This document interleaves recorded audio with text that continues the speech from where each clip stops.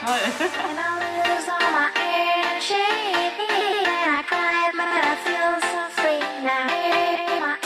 Hallo ihr Lieben, heute habe ich ein ganz besonderes Video für euch und zwar zeige ich euch, was man am besten gegen eine Erkältung tut. Unsere liebe Nina hat es ja leider echt total erwischt und ich mache jetzt mal einen auf Mutti und zeige ihr, was so richtig hilft.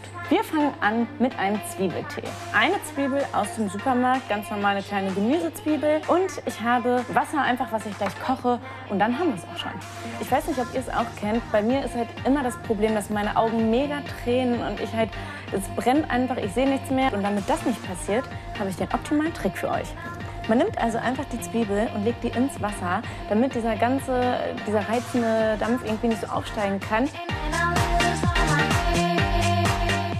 Und jetzt ist eigentlich echt alles ganz einfach. Ich lege das Messer erstmal zur Seite und nehme jetzt einfach die Zwiebelstückchen und lege die unten in die Tasse. Ihr müsst nicht alles nehmen, je nachdem wie intensiv ihr das haben wollt.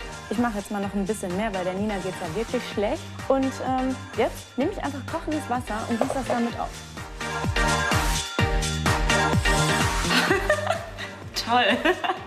Gewöhnungsbedürftig, aber soll helfen.